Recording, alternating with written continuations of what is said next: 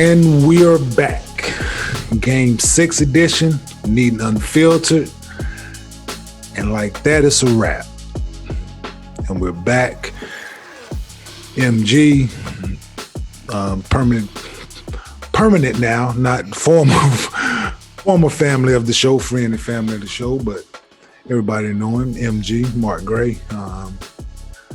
Yeah, man, great show. Great game. Giannis, I really don't have much really to say, but Giannis, yeah. Nah. And Mo Giannis, Giannis. I was watching the, as you can see, I'm in my dinner attire. Yeah, I went to watch the game at Mastro's. A close friend of mine, and I was telling him during the course of the game that Giannis was about to take over. This was doing like the start of the third quarter. Start of the third quarter. First couple possessions in the third quarter, I just saw how he was, like, his movements and how he was moving around, and yeah, and he took over the game. And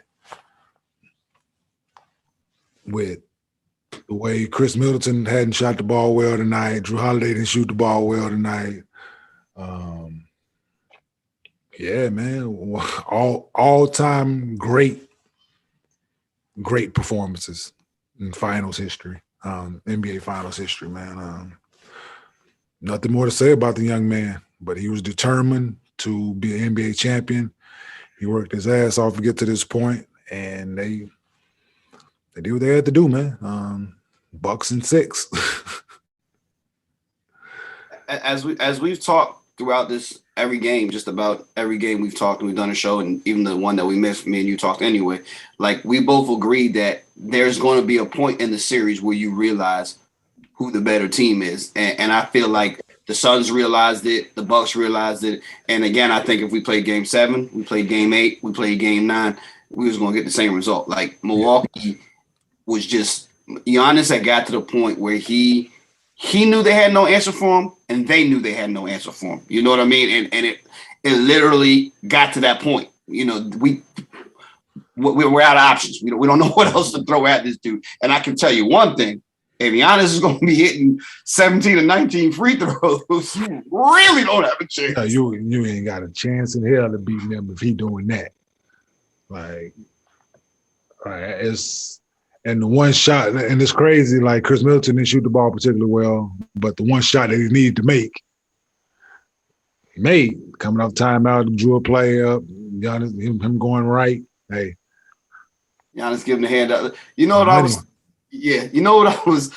was saying? The prime example of what the Giannis, Khris Middleton thing is. Remember rush hours when Jackie Chan would beat up 900 people, and then Chris Tucker would just punch one person? He'd be like, we did it. Yeah. We killed. That's what that shot was. That's what that shot was. And that's what Chris Tucker. That's what Jackie Chan was. And you couldn't tell Chris Tucker he wasn't. You know what I'm saying? Like, yeah, we equal. Damn it! Like, we did this together. No, but it's like people was floating this thing around today. I saw a few memes and things about Khris Middleton being Finals MVP, like, because he's been closing. He's been playing well in, like, the last 3 games. Absolutely. But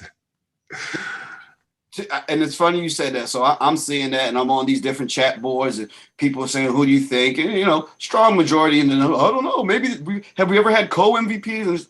And this man went out there. Let me tell you something. Just a couple of things to throw out there. He had more 40-point games than Khris Middleton had 20-point games. He had 4 times as many points as that man. So, like. Yeah. I want you to think about it. He had more. I'm gonna say it again. He had more 40-point games than that man had 20-point games. Yeah, man. People are damn nuts, man. More points, more rebounds, more blocks, more assists, more. Well, he led both teams in all those categories. I've never seen it. And this is for a debate about co-MVPs. Like, man, people try to make a debate.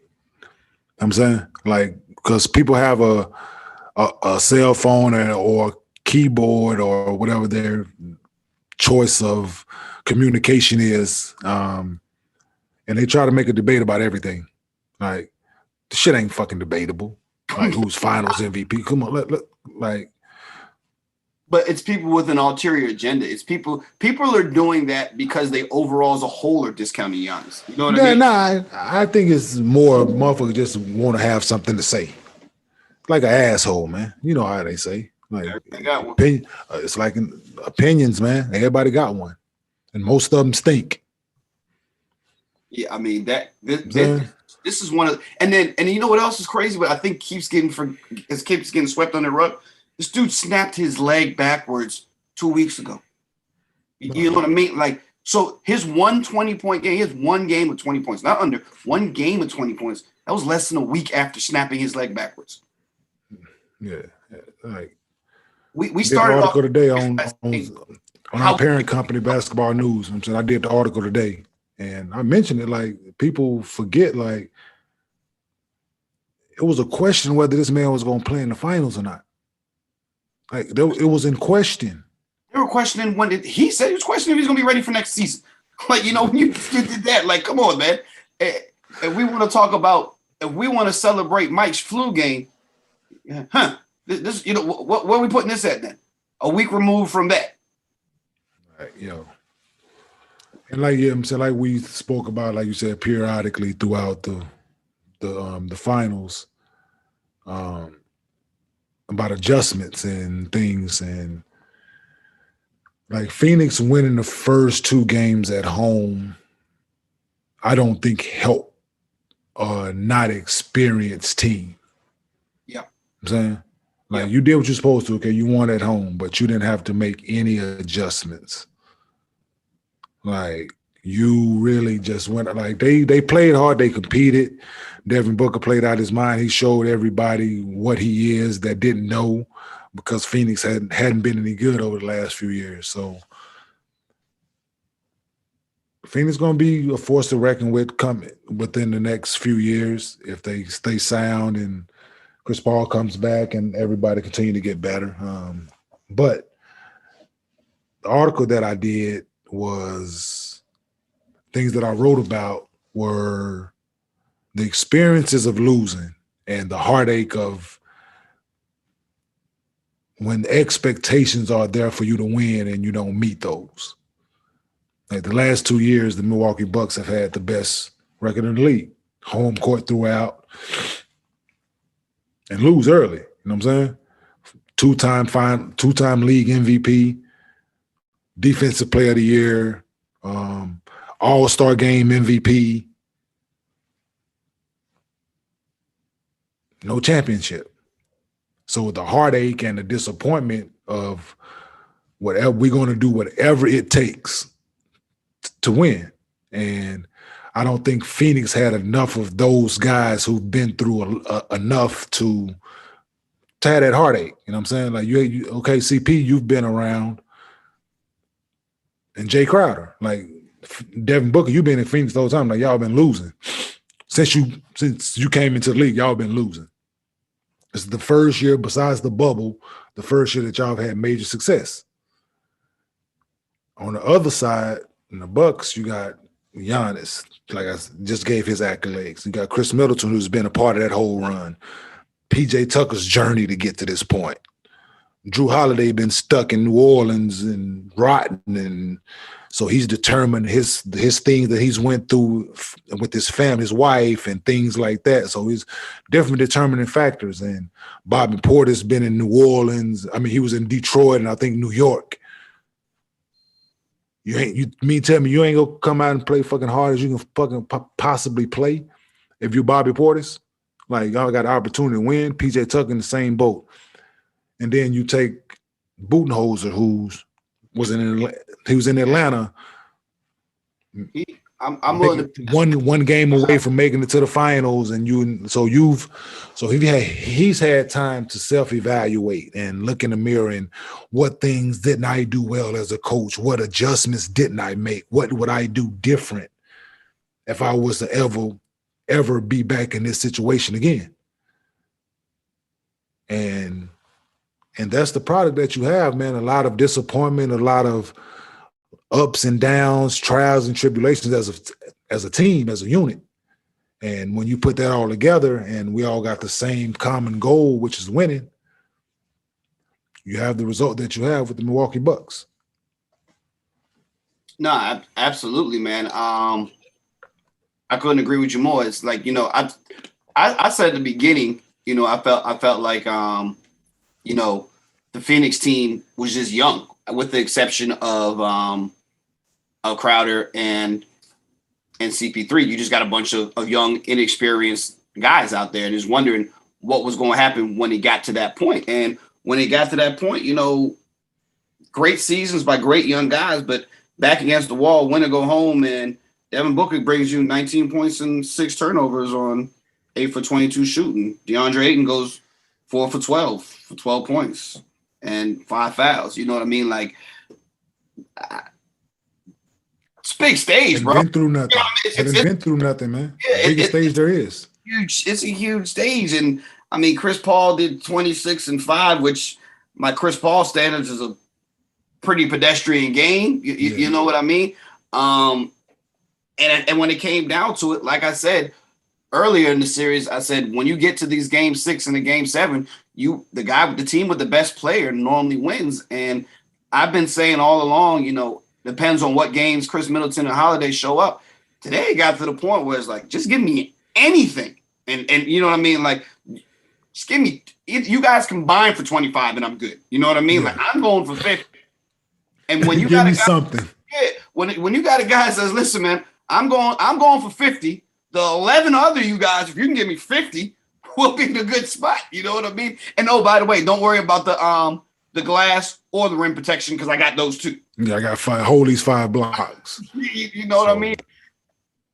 Yeah, and the company that Giannis has put himself into, as far as regular season MVP, finals MVP, like multiple MVPs. You got Kareem, Magic, Michael Jordan, Moses Malone, Wilt Chamberlain, Tim Duncan, LeBron, Larry Bird. Like, and only 2 of the other guys did it age 26 and under, and that's Giannis and Kareem. So it's like, you look at things like that and the numbers and the determination that he plays with, and like the way he plays is not going anywhere. The list of players with MVP, Finals MVP, and a defensive player on the year resume, there's only 3 people. It's him, Michael Jordan, and Hakeem Olajuwon, and he did it younger than any of them. You know what I mean? It's that type of thing is again, what more do you want from me, bro? I mean, it literally, because the whole narrative was, but he can't lead a team. Let him. He can't really score in the fourth. Like you said, fourth quarter, he was going full speed, move, clear out, give me the ball, taking his man off the dribble, whatever. He pulled up for 2 or 3 3-pointers. Like, yo, I'm in here. I'm in here. He shot them joints in the. Like, I was sitting next to there's a couple gentlemen that was sitting next to us eating, and Giannis got ready to shoot, and they just sitting there, they're like, "No, Giannis." Giannis ain't care. Nah. And I'm saying the same thing. I'm like, "Come on, man, don't shoot that. Like, that's bad. Don't start that." But it didn't matter. Like, it really did not matter when he's shooting free throws the way he did, and like, just imagine, man, if he starts making like jump shots consistently.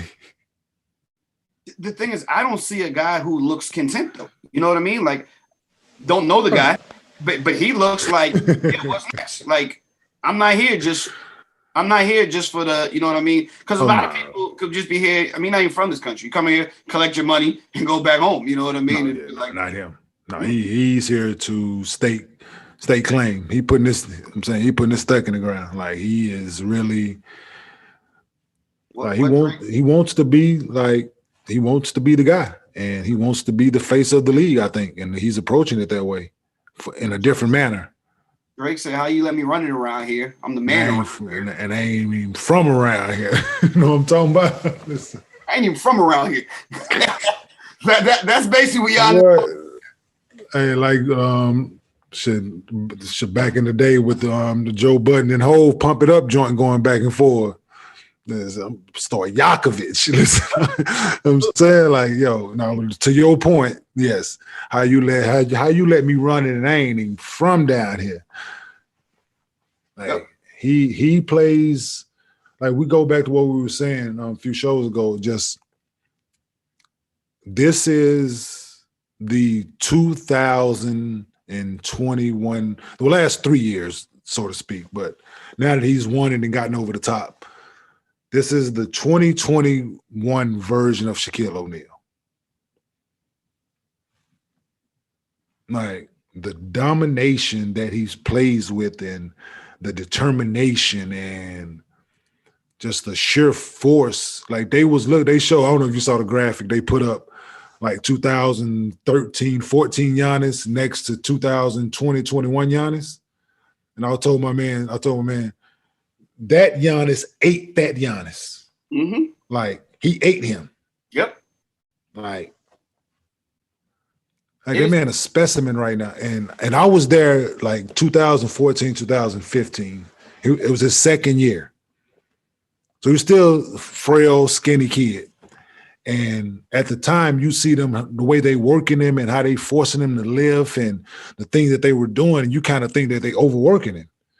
But now you look at the result, like from 200 and whatever, 7, 8, 9, 10 pounds, whatever he was then. Actually, he was 196 pounds then to 250 now. Like, you would have thought that they was overworking him, but this was the time that the like analytics and all of those things were coming into major play. So I guess they was plugging them things in the computer, and this is how much you need to eat, lift, rest, sleep, practice. And they came up with an algorithm. They put the algorithm in the thing and came up with Frankenstein. Part of it, yeah. Giannis, Greek freak. Like, they came out with a real live freak of nature, man. Like, a real live freak of nature.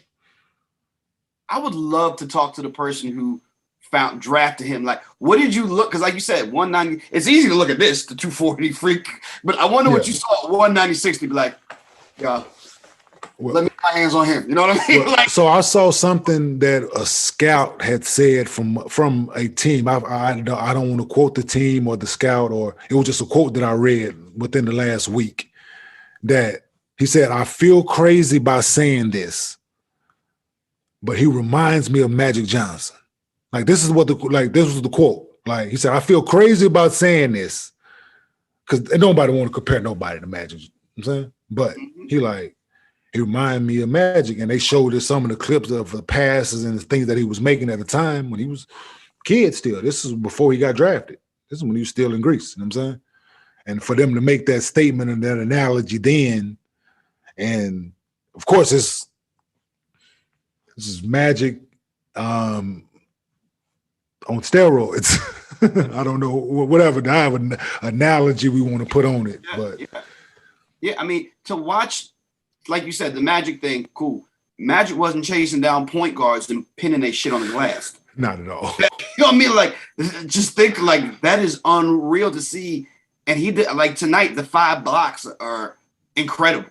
You know, and a couple goaltends to mix in there.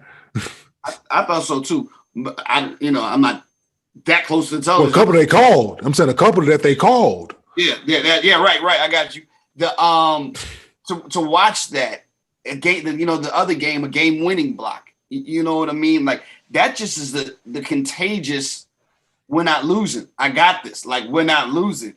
And, that allows the other dudes to be who they are and then just, to just watch that domination.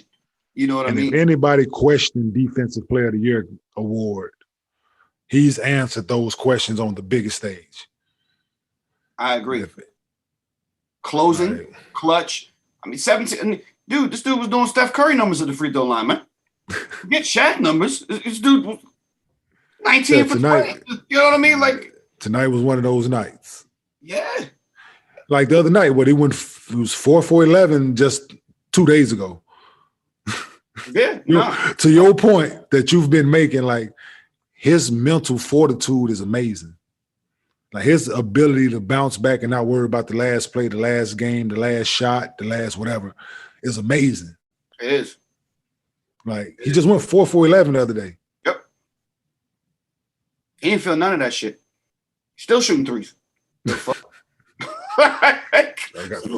and because I'm finna go motherfucker 12 for 21 on the other ones. I mean, this dude did 50 points on 25 shots, man.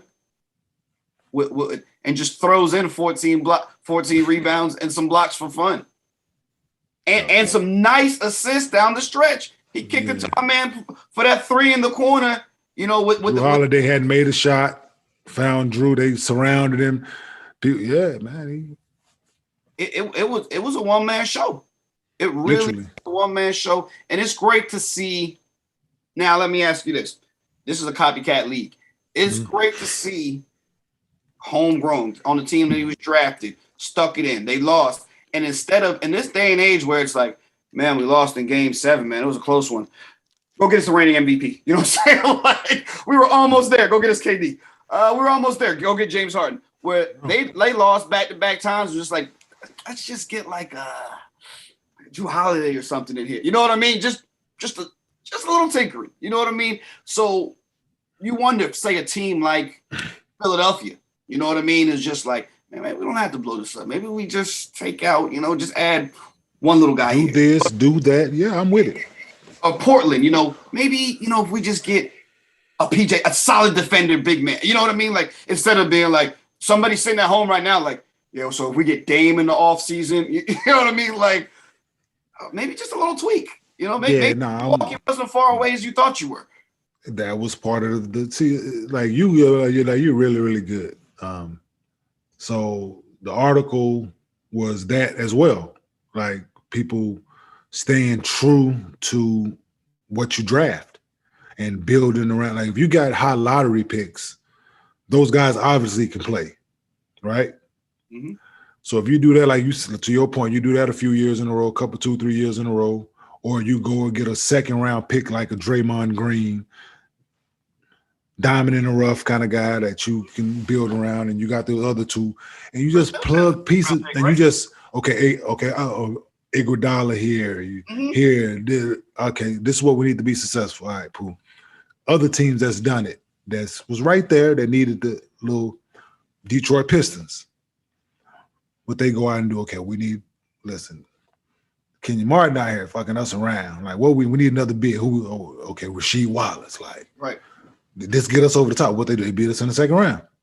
Mm-hmm. I'm saying? They go out and then they go to win it. Mm-hmm. So,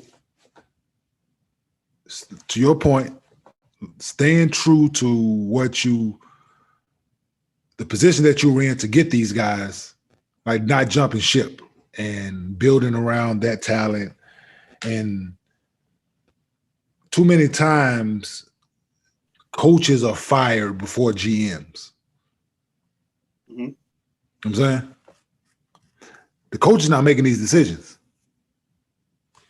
Like the GM is influenced by the scouts are influenced by the play.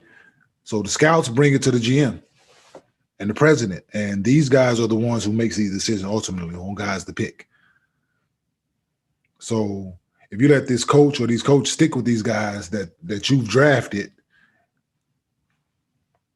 and add a few pieces here and there, then yeah, it definitely could work, and you have this type of success, which you draft Giannis, you draft Middleton, you keep those guys because you know what you got in those. Okay, we had Eric Bledsoe. I really didn't. He was good, but he really didn't fit what we wanted. Okay, we try another guy. We right there, but it's Yeah. What was my man's name who went to and everybody said they were crazy for letting him go, which I, including myself, went to the Pacers. Malcolm Brogdon. Malcolm Brogdon, right. Yes. So it went from Bledsoe to Brogdon. It took him a year. Now they had Drew Holiday. You know what I'm saying? Mm-hmm. So yeah, it's just about guys doing their job, the front office doing their job, and looking around the league at Who's where? Who think like Drew Holiday was in the water? They wasn't gonna win nothing no time soon, but everybody knew what Drew was. What can we do to get Drew here? What we got to give up? What we got to do to get him here? Okay, PJ Tucker's out there. Okay, Bobby Porter's high. He can do like it's just If I like I said, right.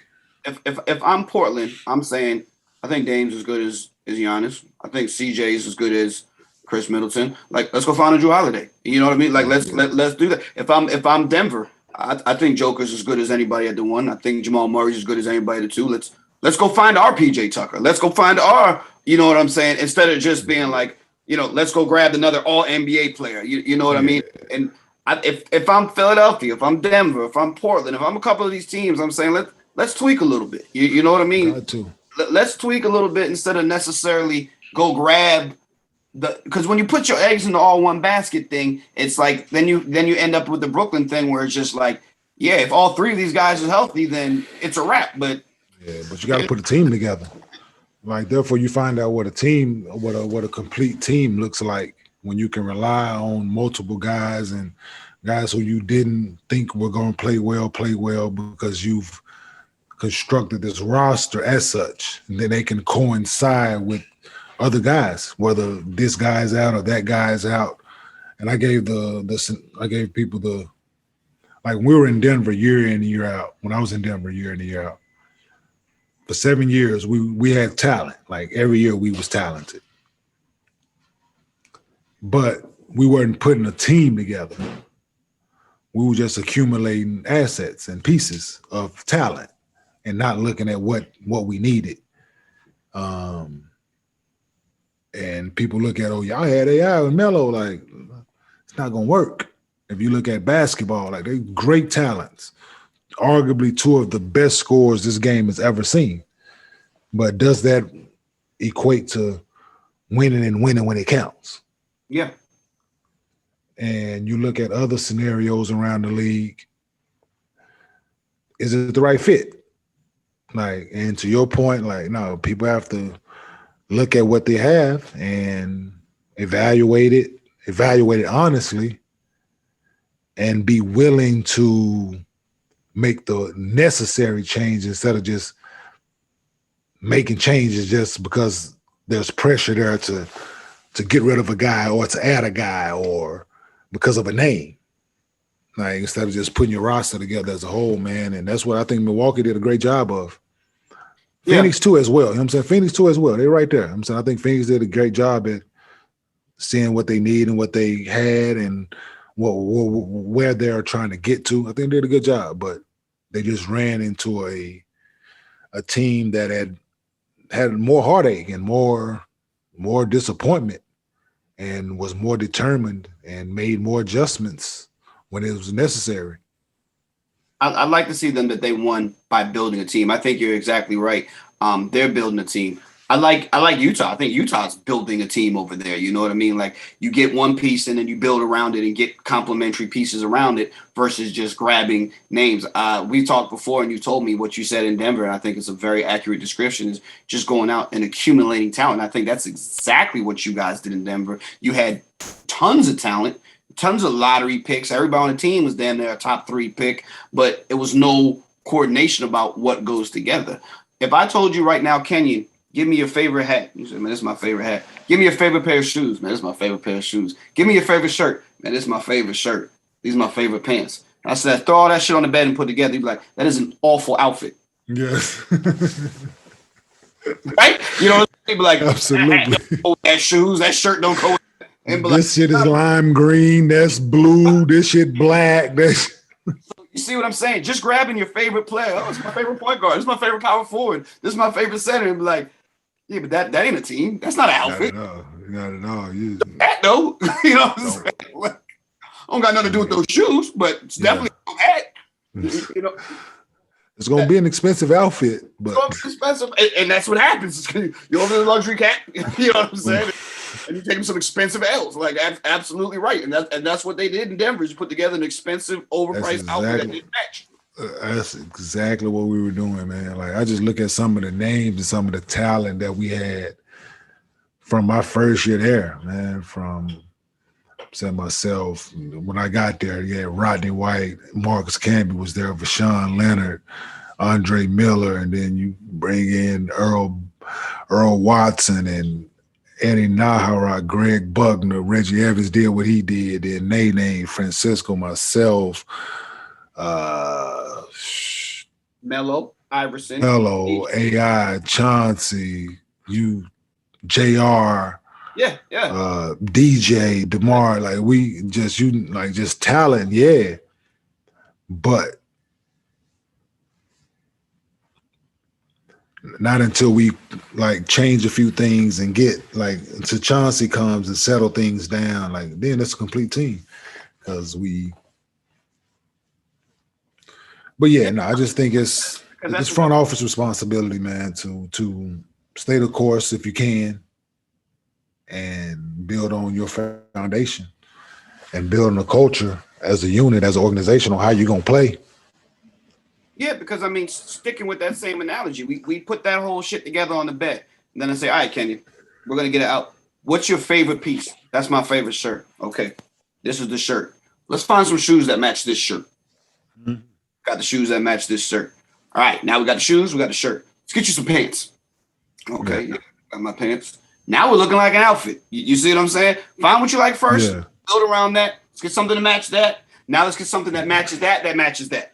And let's get you this. The belt. Go get you a belt. Go get your watch. Go get the tie. And that's the PJ Tuckers, the Bobby Portis, the.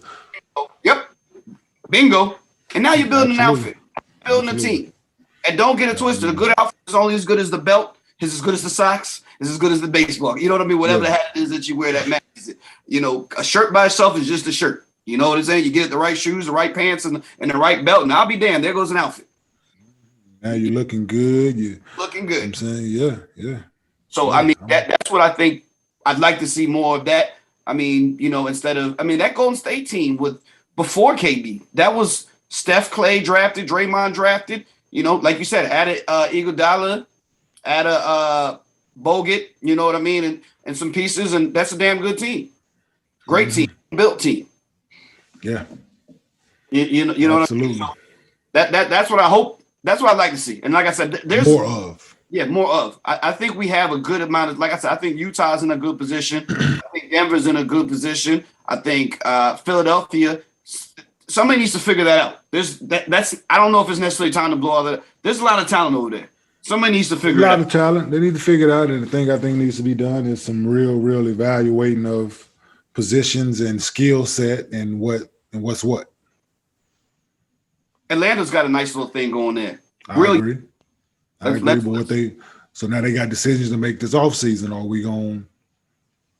So to your point, that's the way to go about it. Is draft well, build around that, add a few vets, add a few this, that, and yeah, man. But I was excited, man, to see the way Milwaukee went about it and just stayed the course, man. They did it with defense, did it with playing together, did it with staying together. When people counted them out, when people didn't think they could do what they've accomplished, man, which was overcome 0-2 deficits in multiple series and play tough teams and bounce back and Giannis showing what he is, man, at his core. And that's bouncing back, injury, people doubting if he was going to play. And we all was like wow, he bounced back. And this playoffs alone, did we hear, this might be Coach Bud's last home game of his Bucks career. You know what I mean? Like, hey, lose today and he'll be gone by Monday. It's like 3 different series that we heard that in that, they're playing for his job. And if he doesn't win today, that's everything. You know what I mean? Like, and here we are now holding the title. Well. Yeah. Wishing and praying on that man's demise. Hey, that Larry O.B., baby. Yeah, absolutely. Absolutely. So the question now becomes, well, if I'm Milwaukee, knowing that everybody else is getting better, what are they doing next year? I think they still can get better. Yeah. I think they still can get better. Add a couple more shooters, another athletic big. Like I like Lopez, so yeah, but there's certain things that you can do. Of course, they're gonna tweak the roster. Got some free agents. Some guys gonna leave because they got money opportunities. But yeah, I think them getting DiVincenzo back helps them some more. Yeah, so I think they got good pieces, man. It's just a matter of them keeping them in place. You already paid your two guys. You already paid your guys. Yeah. So they locked in for a few more years. So yeah. Likelihood of Phoenix coming back. Which one of those two teams today would you, if you had to put your money on those two teams, which one of them would you put your money on being back in the finals next year? The Bucks.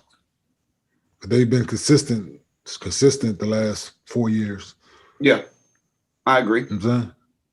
Like their heartache and determination, like their heartache and disappointment, not determination, heartache and disappointment that they've felt and that they use to drive and motivate this success, I think only adds fuel to that fire, them winning now and not being satisfied with winning one.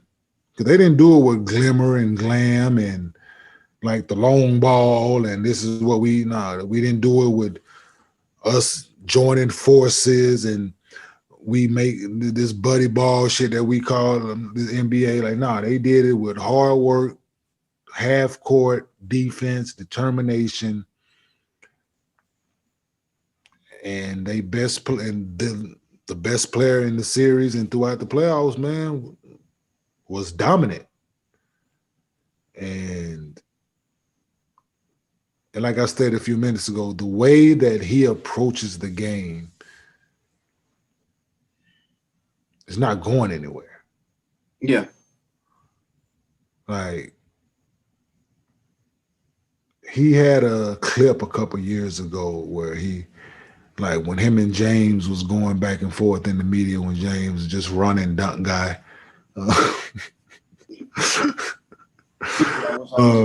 Dunk it. And it was a sequence where he had a play as an and one and Giannis flexed and was like, I'm the real motherfucking MVP. Like, and I read his lips and I was like, wow. Mentality, man. Yeah. Like, I'm gonna show y'all. Like, okay, what are you doing good? But I love seeing that. Yeah, I love it. Especially from the people that you wouldn't expect it.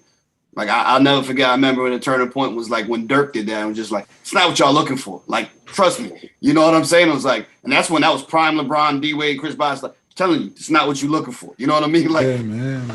Like, I'm gonna show y'all. Yeah. Like you said, show y'all. Like, whoa, okay. Like, he's here and he's not playing with you.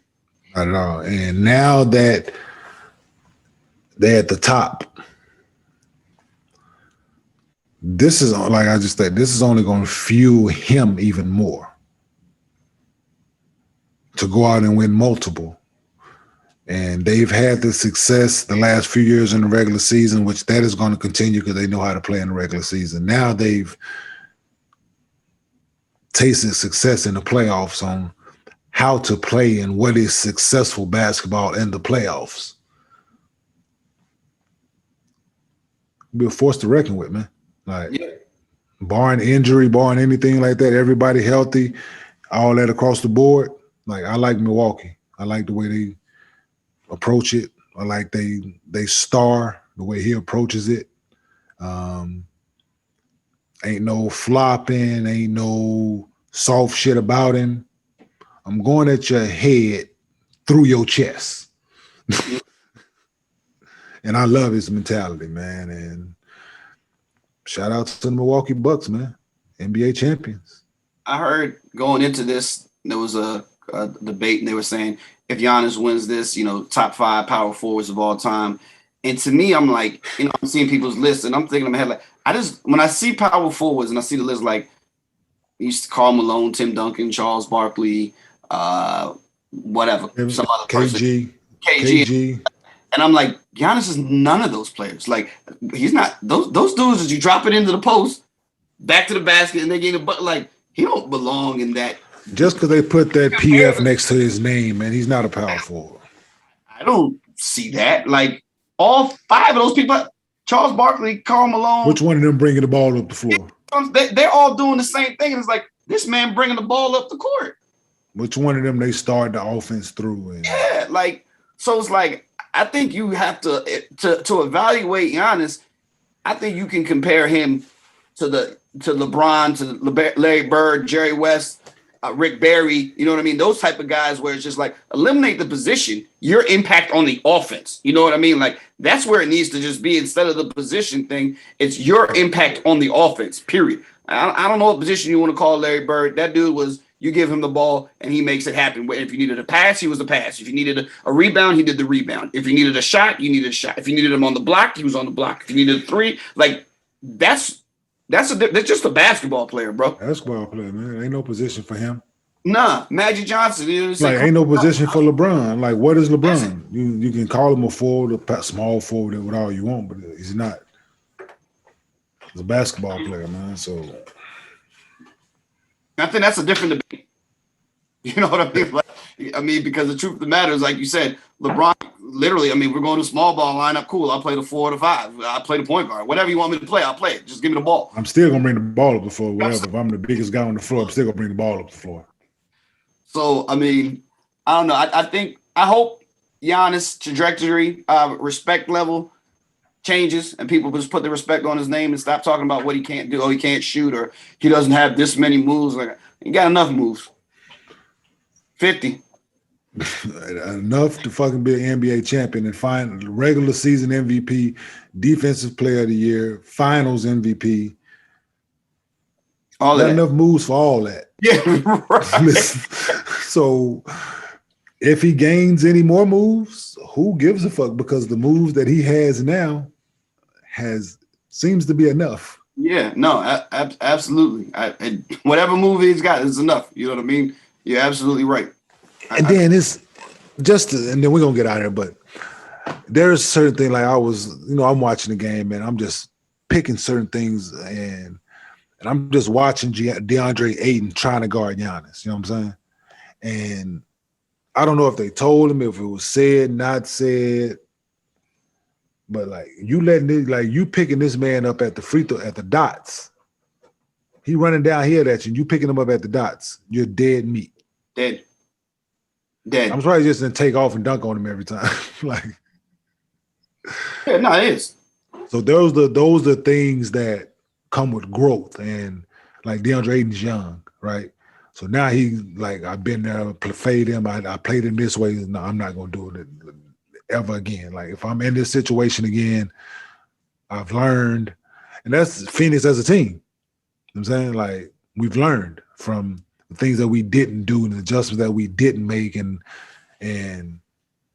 hopefully they'll be back next year. You know what I'm saying? But we all know the West is going to be tougher.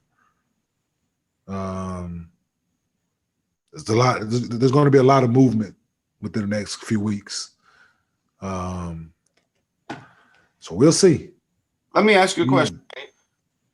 Give me the difference in feeling that you had between your first finals loss and your second finals loss.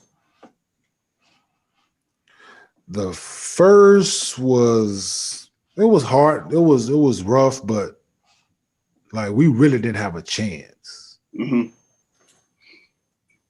You know what I'm saying? Like we showed up, like, but the Lakers, they was working on number 3. Yeah. You know I'm saying when we got there, they were working on number 3.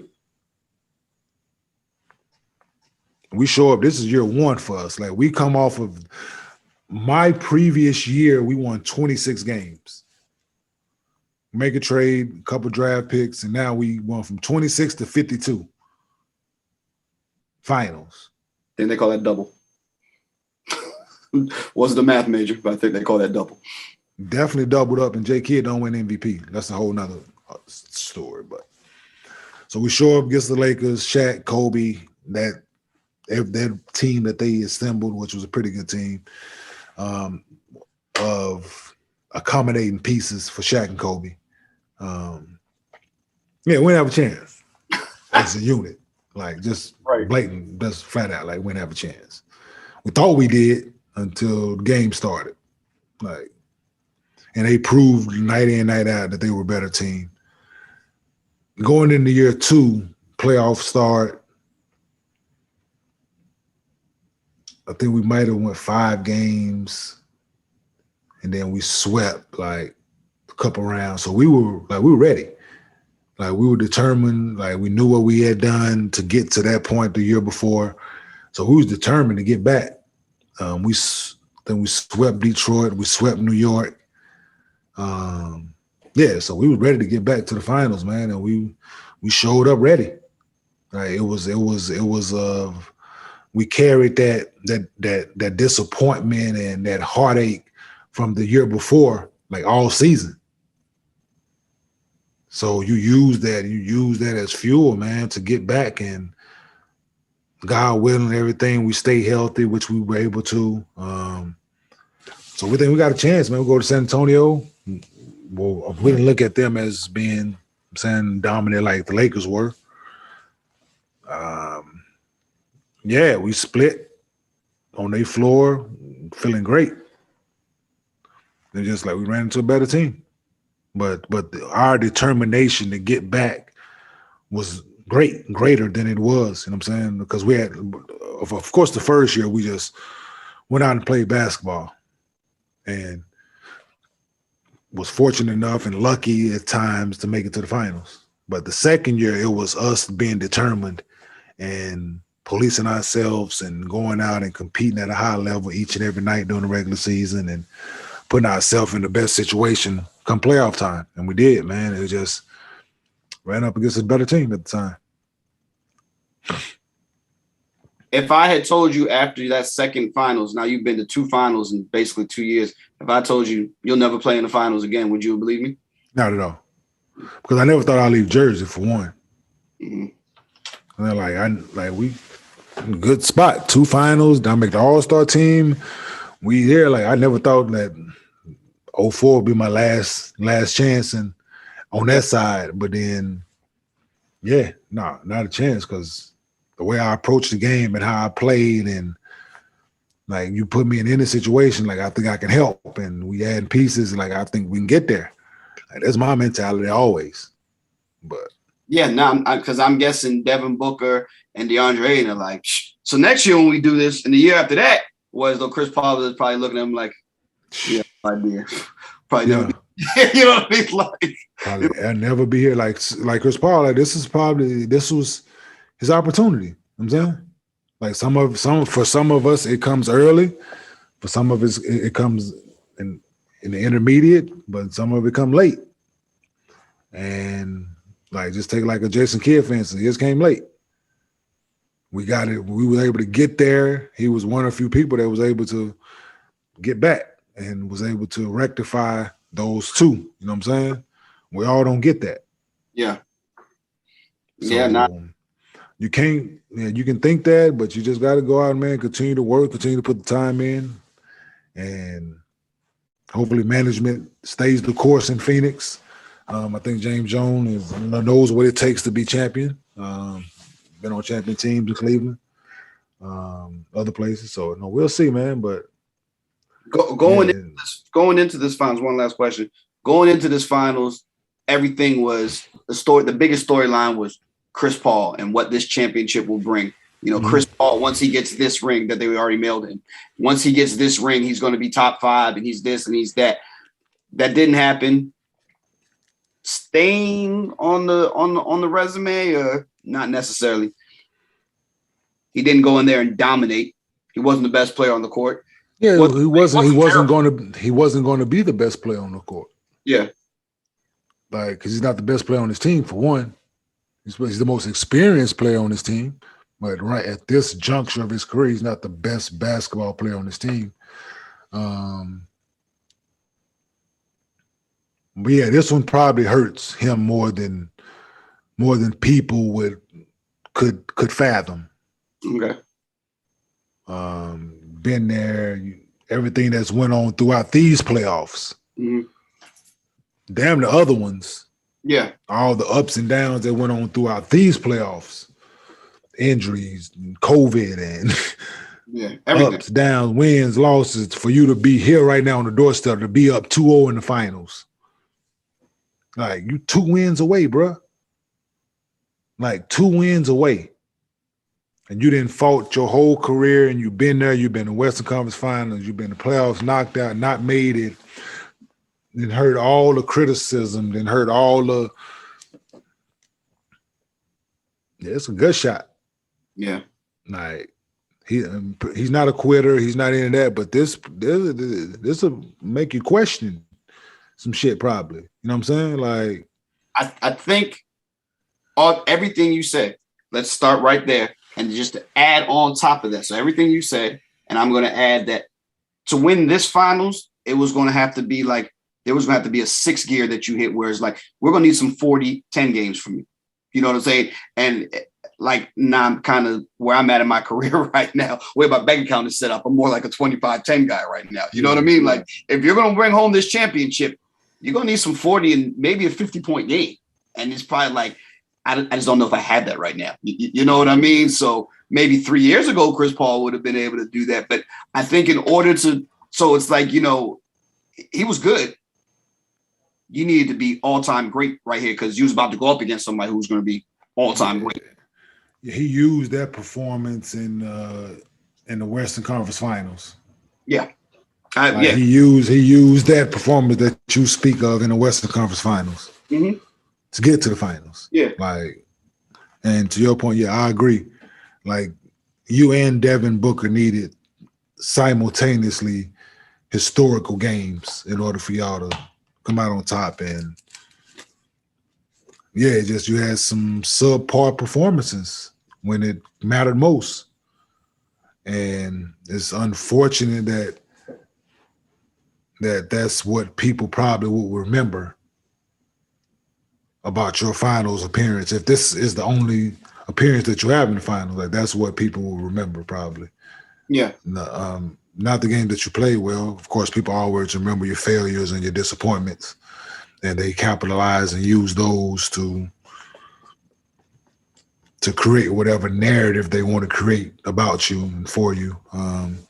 It's unfortunate, but will he be back playing again? Yeah. Will he make it to the finals again?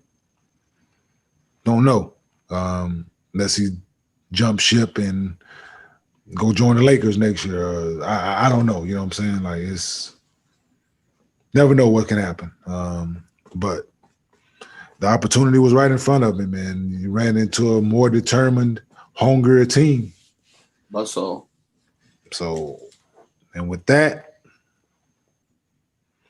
you gotta take your hat off, man, to Giannis and the Milwaukee Bucks organization, Coach Bud and all those guys, man, for making the proper adjustments and coming out, man, and playing their ass off, man, to be NBA champion. Like, that's what it's about, man. And I like seeing good basketball. I like seeing adjustments. I like seeing guys give a fuck. And Milwaukee did all of that in order to be champion. So you want to tilt yours for me? Yep. No. You don't want to tilt it. You ain't gonna take it off and tilt it for me. I know what you was going for. Here you go, my brother. Nod my head. There you go, my brother. No siree. Not this here one. This probably glued on.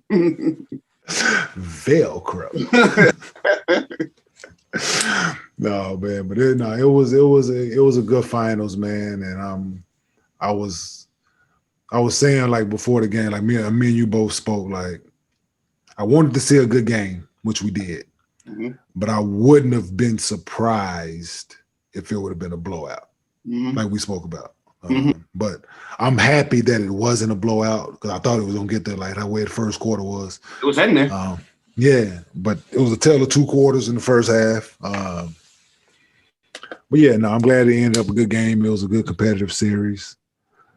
We'll see what both teams do in the offseason to get better, to better their roster in order to try to be back in this position next year.